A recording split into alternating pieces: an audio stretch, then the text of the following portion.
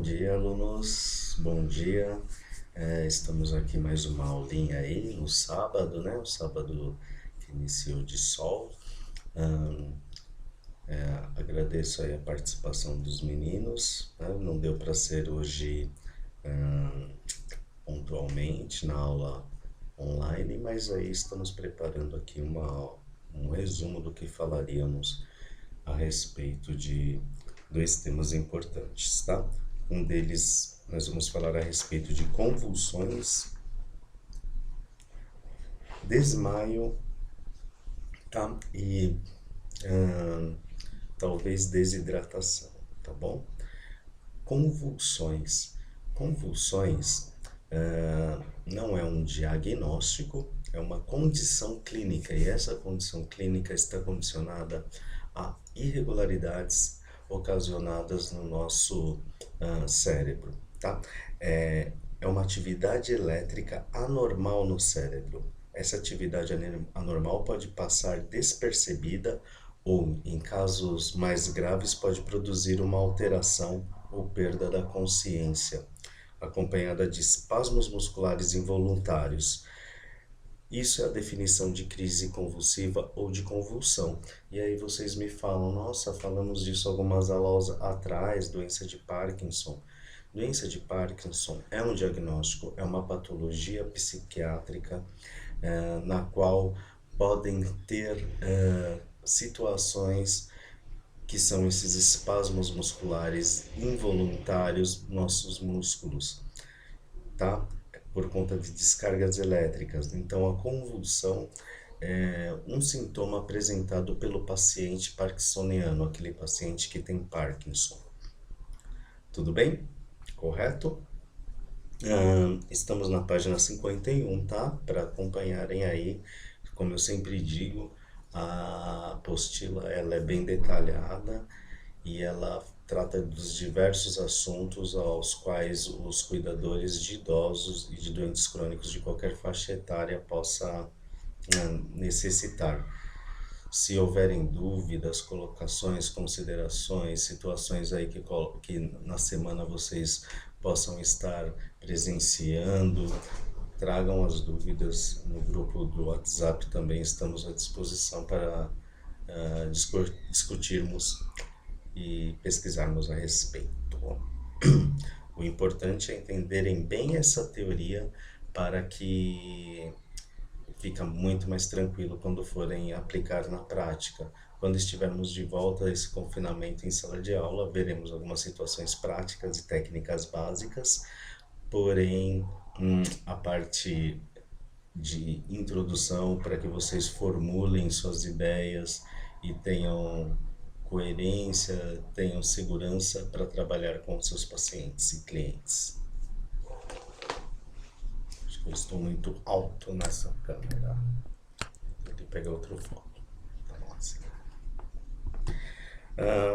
As crises epiléticas, tá? Podem afetar um ou os dois lados do cérebro. Os sintomas podem durar alguns segundos ou muitos minutos por episódio. Isso depende muito de paciente para paciente, como eles estão medicados e como eles estão sendo tratados, né? Já, como sabem, atuo em unidades de terapia intensiva e já atuei em outras unidades com pacientes com essas patologias e vimos essa variedade, tanto de intensidade, frequência e gravidade. Então, tenhamos isso em mente. Pode perdurar por muito mais tempo a crise convulsiva. O que fazer? Nós vamos tratar adiante, mas de antemão eu já falo, proteger partes nobres e vai passar, certo?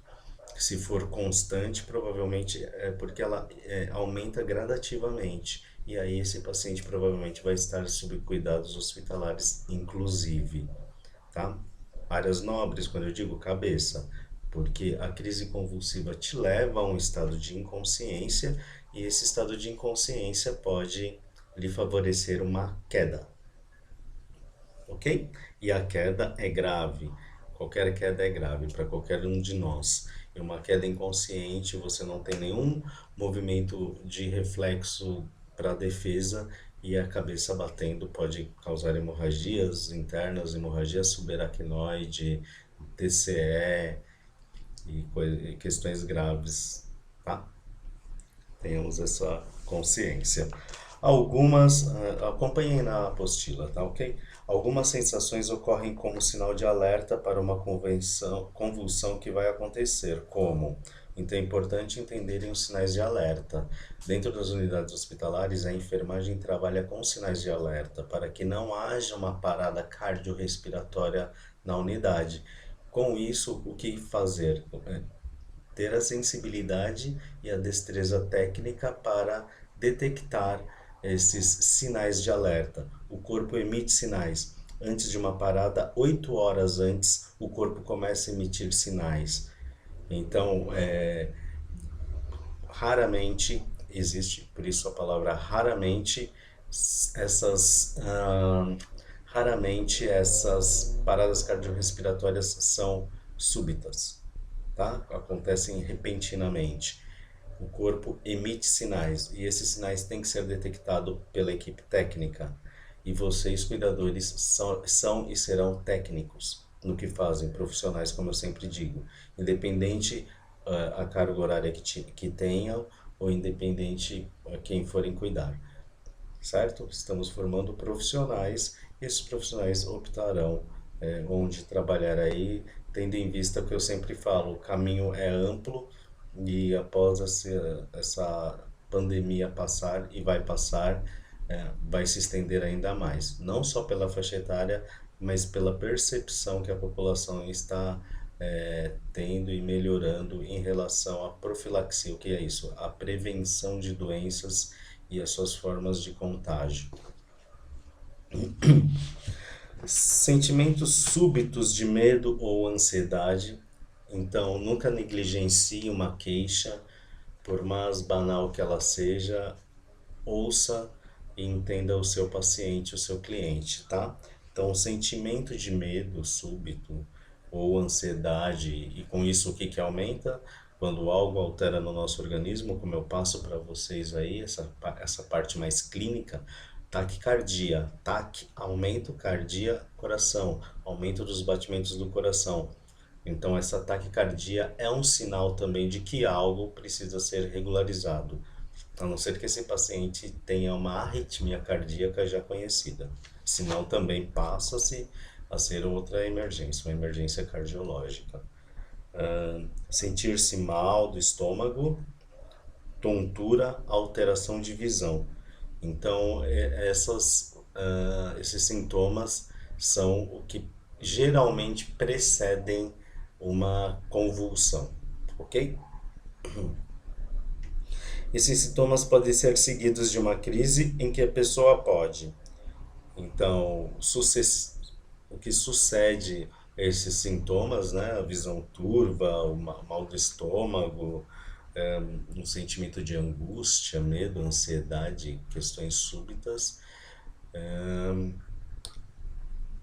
que precedem a perda da consciência, seguida por confusão mental, agitação, sem resposta, se debate, não sabe onde está, com a respiração muito acelerada, que é a taquipneia,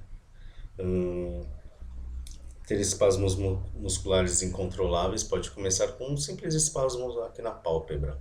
Isso aumenta para o rosto, para a boca, ombro e começa. Isso é no espaço de tempo curto ou não. Como eu disse, oscila-se bastante os níveis de intensidade de tempo e dos pacientes que têm convulsões por diversas patologias psiquiátricas.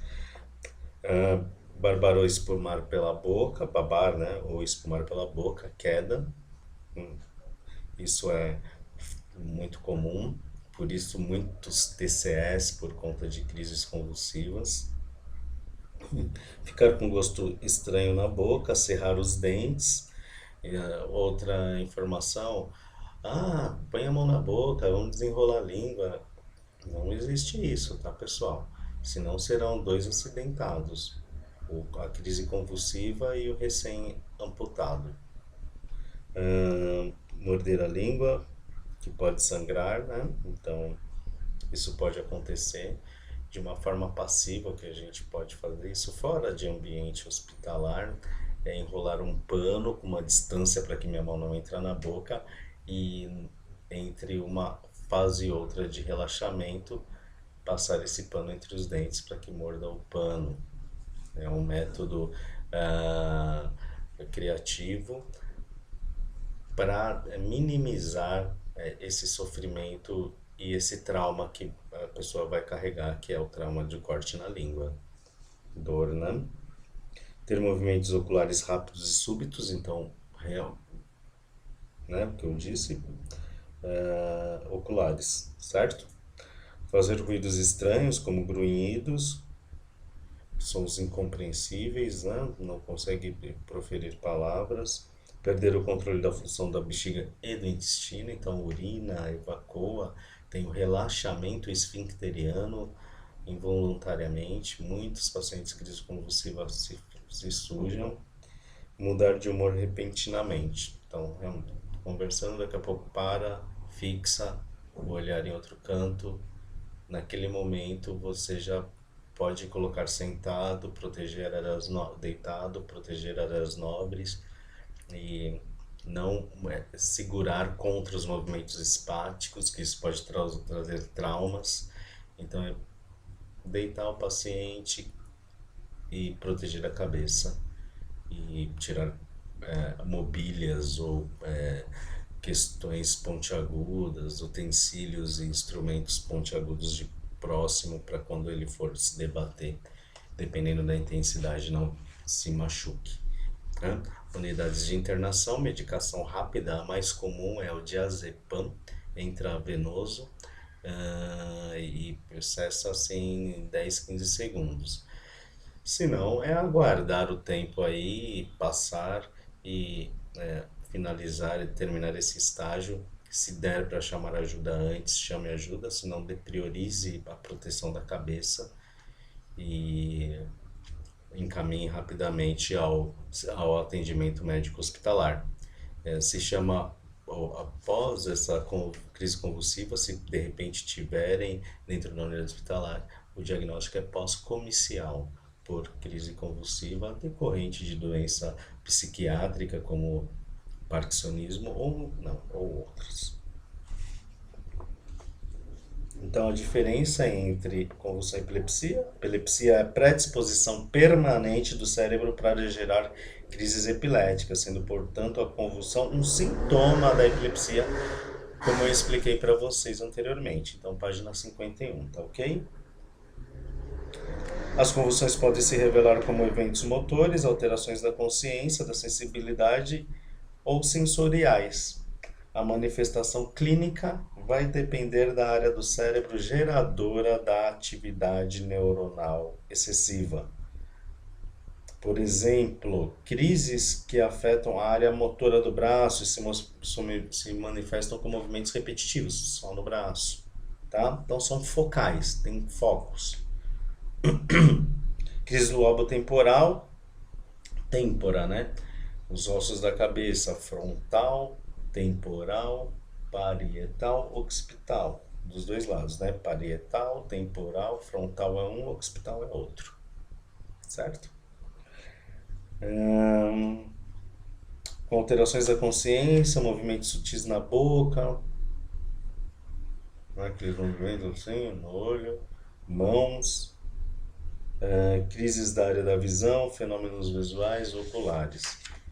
Ok? Então, essa mudança de comportamento repentino, essa mudança do humor, essa paralisação, esse foco pro nada, podem predispor. Então, é deitar e proteger áreas nobres e esperar, chamar por ajuda e esperar passar. Vai passar. Primeiros socorros, né? Se você testemunhar essa convulsão, tente manter a calma antes de qualquer coisa. Aqui indica para que chame um serviço de emergência. É importante que chame mas proteja a área nobre, né? Um TCE, uma batida na cabeça, é perigoso. Então, uma questão administrativa do seu serviço é dentro da casa desse paciente, se for dentro da casa, unidades tem a estrutura. Dentro da casa do paciente, você vai gerir não só a carteira de atividades sociais, como nós já conversamos bastante, agenda médica, incentivar a ter a autonomia para realizar essas coisas e também gerir ali para o atendimento emergencial. Se é um paciente que tem crises, que tem riscos de queda, né, sua maletinha de primeiros socorros ali, junto com a maleta de medicações que ele faz uso, um telefone celular próximo no bolso, né, para que essa chamada emergencial possa ser paralelamente à proteção das áreas nobres desse paciente, ok? Então, durante a convulsão, proteja a pessoa de uma lesão, tenta repousar a pessoa suavemente no chão, coloque algo macio sobre a cabeça da mesma, tente afastar os móveis ou outros objetos que possam ferir a pessoa durante a convulsão, não force nada, incluindo os dedos, boca, colocar algo na boca da pessoa pode causar ferimentos, como dentes lascados ou mandíbula fraturada. Você também pode ser mordido. Então, é aquela orientação, nada de desenrolar linguinha não, tá? Vire a pessoa de lado, para o que, pessoal? De lado. Para se evitar broncoaspiração, ok? Com a boca virada para baixo, ao menos que a pessoa resista a ser movida, não tente soltar ou chacoalhar a pessoa. Se a pessoa vomitar, vira de lado para se evitar a broncoaspiração, senão além de tudo ela vai se afogar e vai ter uma parada cardiorrespiratória, iniciando pela respiratória devido ao sufocamento do alimento ou do suco gástrico. Lembrando que como tem relaxamento da musculatura, pode ter relaxamento também da musculatura gástrica, esofagiana, e aí com o movimento de deitar essa pessoa, ela vira vomitar e a broncoaspiração vai piorar muito a situação, tá ok? Então, isso tem que estar tudo em sua mente, esse atendimento, que é posicionar, proteger áreas nobres, chamar por ajuda, lateralizar para se evitar broncoaspiração por resíduos alimentares, certo? Tudo bem? E aí, vamos falar de desmaio. Né? O que é desmaio? Desmaio é conhecido como síncope, certo? Como síncope. E a síncope, ela é uma terminologia que eu gostaria que vocês aprendessem, que vocês pudessem ter essa terminologia em mente, tá? Para a gente falar síncope, tá ok? Consiste na perda transitória e súbita da consciência e da força muscular, fazendo com que a vítima caia no chão. Pode ser causado por vários fatores, como subnutrição, cansaço, excesso de sol e estresse, precipitado por um ataque súbito de nervosismo, angústias, fortes emoções, além de ser um sinal comum de muitas outras doenças, né, infecciosas graves, dor excessiva. Antes de desmaiar, a pessoa pode apresentar alguns sintomas, tais como tontura, sensação de mal-estar, pele fria, pálida e suor frio. Ok? Então, algumas de vocês podem ter já desmaiado na vida ou presenciado essa situação, mas elas são precedidas desses sintomas mesmo. Visão turva, a pele começa a esfriar. Eu quase desmaiei um dia. Acho que era hipoglicemia. A pele começa a ficar pegajosa, turva e você começa a ficar meio que flutuando. E essas pessoas também é perceptível que está passando mal. Eu estava no ônibus e aí a moça eu falei, posso sentar? Ela me deu lugar. Aí eu sentei. Ela falou, ela que me ajudou, hein? Abaixa a cabeça. Ela falou, eu falei, eu já estou abaixando e abrindo a janela, brigando. E aí melhorei. Não cheguei a desmaiar. mas provavelmente iria. E é isso, tá? O desmaio, o que que nós temos que fazer? Como primeira questão, né? Posicionar essa pessoa de forma com que ela não tenha um TCE, não bata essa cabeça na queda, porque na queda da pessoa desmaiada também não tem de, o reflexo de defesa contra essa queda, proteger essa área nobre e aí para manter a pequena circulação, lembra que eu já falei, coração, pulmão é a pequena circulação, a grande circulação é coração e o resto do corpo, que é quando o organismo joga através das artérias o sangue para toda a circulação para nutrir órgãos e tecidos, certo? E quando essa pessoa tem esse desmaio, muitas das vezes pode ser por uma queda de pressão arterial, e se tiver certeza disso ou desconfiar com a sua impressão diagnóstica, porque você também terá uma impressão de toda a situação, já que você é uma cuidadora e tem que estar sensível às alterações do seu paciente, sempre muito alerta e atenciosa, você eleva os membros inferiores, levanta as pernas por um período, esse sangue vai melhorar o retorno venoso, vai se concentrar em maior quantidade na pequena circulação. Quando esse sangue for jateado, vai ser jateado com uma pressão maior, melhora a oxigenação cerebral, que diminui a hipóxia. Anotem aí essa terminologia, hipóxia, que é a falta de oxigenação cerebral e a causa das maiores incidências de desmaio. E com isso melhora o retorno e a consciência para melhorar essa sensação de desmaio. Como ocorre o processo de desmaio no organismo, né? Primeiro parágrafo, página 53.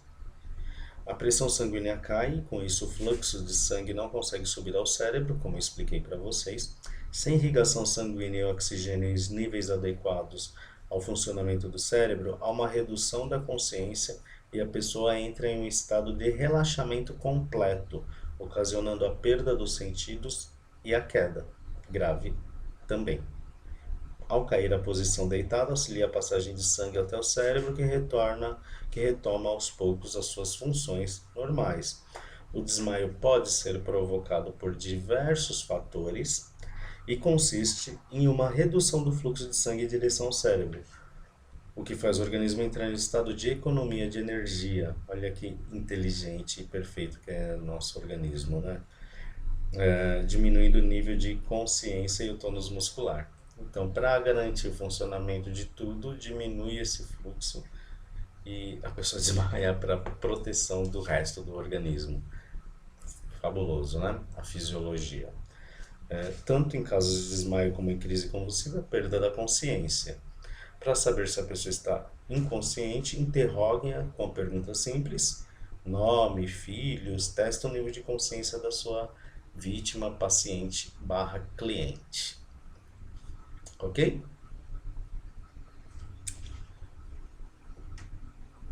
Para uma vítima de desmaio, você deverá ter a seguinte conduta: evitar aglomerações de pessoas em torno da vítima, então de forma respeitosa e muito profissional, afaste as pessoas, se estiver na rua, né? Afrouxar as roupas da vítima, como gravata, colarinho, blusas, né? Abaixa o zíper, melhora essa questão de sensação de angústia e sufocamento, certo? É uma sensação ruim, generalizada, a sensação de desmaio. Manter a vítima deitada de costas, então decúbito dorsal. Decúbito é posição e dorsal é costas, né? Com as costas no chão. Decúbito dorsal.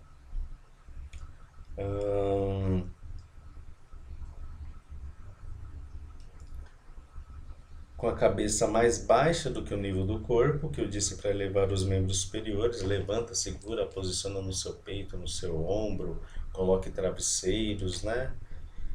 Use a criatividade se não estiver num ambiente preparado materialmente falando. Conservar as pernas elevadas ao nível acima do tórax, isso ajudará a fazer com que o sangue chegue mais rápido à cabeça.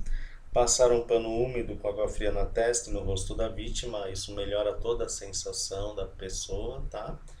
E procurar arejar o ambiente da vítima, ou seja, um ambiente com ventilação. Isso vai favorecer e vai ajudar no retorno aí dessa paciente. Tudo bem? Então, hoje a gente finaliza por aqui, né? Quase meia horinha aí de resumos, resumos dessas duas matérias. Próxima semana a gente retoma um pouco aí com vocês em aula presente, né? A gente tira alguns pontos. Eu gostaria que vocês dessem uma lida e viessem com questões de dúvidas para a gente tirar as dúvidas e compartilhar esses dois assuntos. Dúvidas em relação ao cuidado, ao atendimento com as vítimas de desmaio e convulsões barra epilepsia, né? É um gancho uma da outra. E para frente a gente fala aí de desidratação e outras questões inerentes à população da terceira idade, tá? São questões muito presentes aí no dia a dia, no cotidiano. Eles desmaiam, eles convulsionam, então precisam ter profissionais capacitados em fazer o serviço com qualidade, muita atenção, muito respeito, muita empatia, como já falamos bastante anteriormente. A quarentena aqui no nosso estado estende-se até 31 de maio. O Bruno, nosso coordenador, ele passará mais informações. E vocês, por favor, tenham esse retorno das matérias que a gente tem tratado aqui, tá bom?